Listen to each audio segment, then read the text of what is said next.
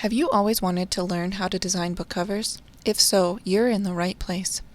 Inside this beginner-friendly course, you'll learn exactly how to go from confused and frustrated to confident and capable. I show you step by step how to transform 3 basic stock images into a stunning cover design. In Lesson 1, we import the images, scale them, and crop and remove backgrounds to get one cohesive design.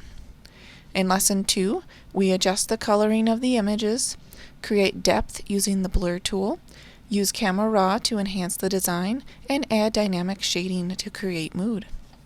In the last lesson, we work on adding the typography and talking about placement and coloring. And finally, I walk you through how to save and export the final cover.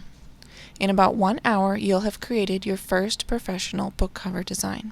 Start designing today with my book cover design for beginners course for only $27.